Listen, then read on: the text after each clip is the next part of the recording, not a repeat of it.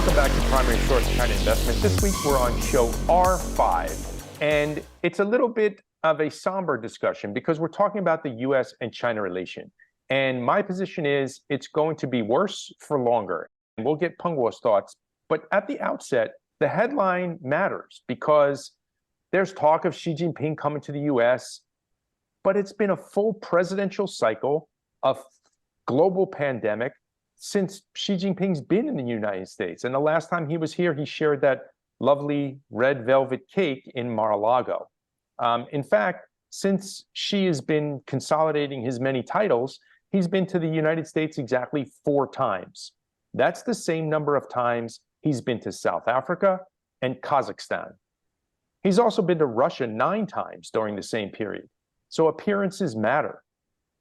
And this is where the relationships between China and the US matter, because the US has been sending everybody over to China to have meetings, and then Wang Yi was here just this week. All of that is great, but unless you have leader-to-leader meetings, there's something getting lost. The financial press is very interested in US companies investing and operating in China, but there's much less attention on the inverse of that, Chinese investment and operations in the US. And here's where we can see significant disengagement. So right here, Peng Guo, what I'm laying out is we have this relationship between US and China, and then the derivative effect of that is investment. US companies go to China and Chinese companies go to US. So what's your thoughts at the outset here? I think obviously since the trade war, the relationship between 2 countries get worse. And the investment to each countries obviously significantly get reduced.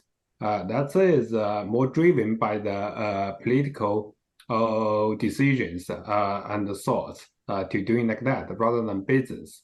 I think if we are in the investment world, so from the investor or global consumer producers perspective, it's really like the fair market. If you have to create and provide some value, get the exchange to people in another country.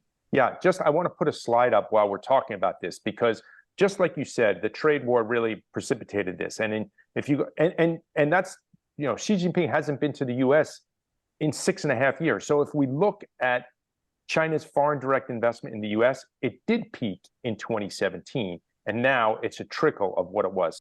Another way is this kind of like the circle. So like the relationship is kind of the circle. Sometimes very good and get not good, and then fight each other and get worse, and then they go back, broke the ice, and then back to the normal relationship again. Like the Australia, we talk about the red wine exporters. They probably suffer a lot of loss during the better relationship, but right now everything looks like it become normal. And then the only bad news for them, the China market probably get loosed. It might take them much more energy or money to regain those market shares. That's purely just a loss during such a kind of the period. In the long term, I think for the big countries, they have to just develop like a normal relationship with that. Hopefully, they can control the conflicts.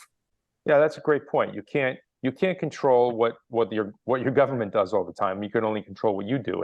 And depending on that one big market is probably, people are going to learn a lesson. In terms of we put that first chart up. The second chart is China is off the radar since 2019.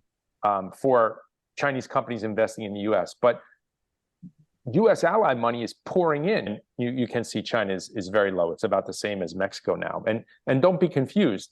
Foreign direct investment to the US is booming overall. And the US is the #1 destination for foreign direct investment now. And you can see 2022 fell off a little bit, but 2021 was, almost a record year. 2015 was the record year there. The FDI is just one thing. And then if you look at the micro level, Chinese firms operating in the US are already past the peak as measured by assets, according to the Bureau of Economic Advisors. And the knock-on effect of that is, the revenues from these Chinese firms are down, as well as the number of the people they employ. So China is not coming to the US, and maybe some US companies are not going back to China. And this is what we're talking about, the relationship. So I don't know where we are in the relationship cycle, sort of like the business cycle, Peng Guo, right? But I will have to say it's probably going to stay where it is, maybe get better, but I feel like it's got another leg down, maybe. I What's your think thoughts? the answer, in my opinion, is pretty simple. The fate of the investors cannot be controlled by the political guy. If you follow this political decision, it's very risky. They are inconsistent, highly unreliable, and also quickly change. So never ever make decisions based on the political guy's opinion. They can also quickly change next or even over the night. So highly risk for the entire business operations. You have to really go back to figure out the fundamental business rules and base your business on that. Right now, there's some of the decoupling between the two countries, right? Yeah. That doesn't mean that you can, I can ignore another country. On the other side, you have to do the more research to figure out, even in such kind of situations, and that means you cannot invest simply by the Apple or SP 500 and get the global emerging market growth. That means that you have to rely on the China companies to get the emerging market growth.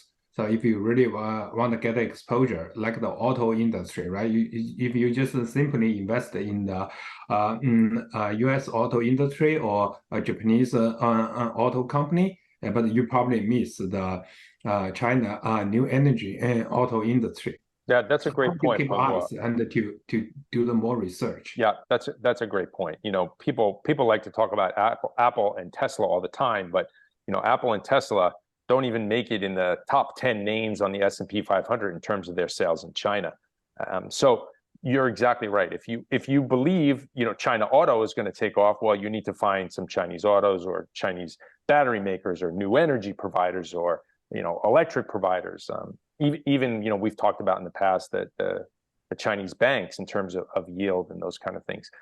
The final point I wanted to bring up is exactly what you said. You can't simply look at you know, the policy. You do have to follow the policy, but you have to also look underneath the policy, because after a lull, U.S. imports of Chinese products are coming right back. You saw this pull down for COVID, but the imports U.S. from China is still bouncing back, and the U.S. is China's biggest trading partner as well. So while there's some geopolitical issues, and maybe China and U.S. are moving further and further apart on some of these geopolitical issues, that doesn't necessarily mean that trade doesn't come back either.